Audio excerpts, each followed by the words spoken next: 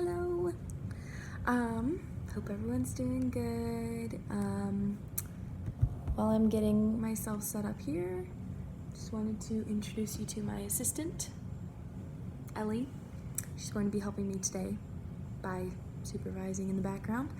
Okay, so my presentation was over Mozart's Piano Sonata in F major, K332, and it's the first movement, the Allegro movement.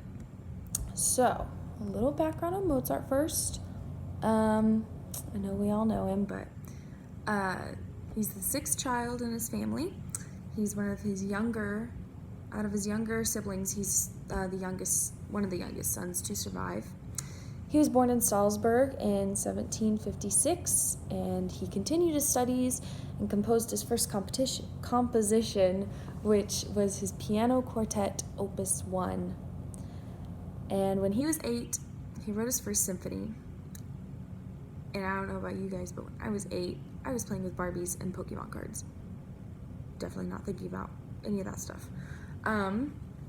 So, Piano Sonata number 12 in F major. There's a little bit of controversy of when it was written. Some people say it was written in 1781 in Paris, but then I also read that there were some researchers who said it was written in Salzburg in 1783. So, I mean, it's not really that big of a time gap. Different countries for sure, but one thing they all can agree on is that it was published in Vienna in 1784.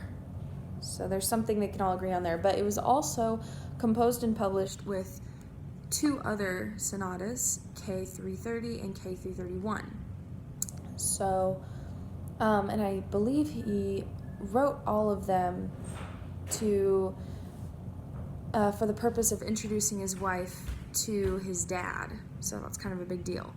So, it follows the classic sonata form, hence the title, repeating the exposition, development, and recap in each movement. So, for our first movement, the exposition, it's written in F major, hence the title. He was very nice about being specific on that. And allegro, meaning the speed, so it's a little faster. There is some modulation of D minor. It's very common. And this is signaled by a rhythmic change from light and sweet, because they have some Alberti bass in there, helping it a little more free-flowing. It changes to faster and syncopated rhythms whenever it gets to the minor mode to make it a little more intense. I learned a new term, mordent. I really hope I said that right. Mordent is a rapid alternation between an indicated note, and you can have an upper or a lower, but it's pretty much like the trill, or the ornamentation that you see in classical music.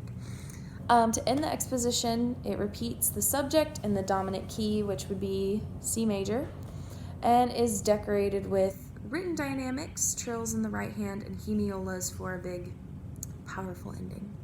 The development, similar as you would see new melody, and similar musical characteristics, dynamics, hemiolas, left hand octaves for the intensity. And the recap follows the first theme. There's no changes in the beginning. However, it does modulate back to D minor, and I did see in my analysis some modulation to F minor, so a big finish. But then it ends back in tonic F major. Something that I found was really cool, because I played Mozart's Piano Sonata in C major. I really hope you guys can hear this. I'm going to play you the beginning of each sonata, because he actually plays a similar right hand figure. It's only 3 notes, but it's in the very beginning, so it's not hard to miss. The only difference is the different Alberti bass in the left hand, because in Piano Sonata C major, it's in 4/4. But in F major, the one I'm presenting on, it's in 3/4. So the Alberti bass has to be composed in a different pattern, but it's still the same free-flowing that you would see. So I'm gonna play for you the Piano Sonata in C major because I think that one's a little more recognizable. So it's just the first measure, that's all it is. I really hope this works. Okay. Wait for it. Okay. Okay. So, I don't know if you could hear that at all. It starts with C, E, G. And in the key of C, that is Do, Mi, So. So in the F major one, same thing. Do, Mi, So, and F major.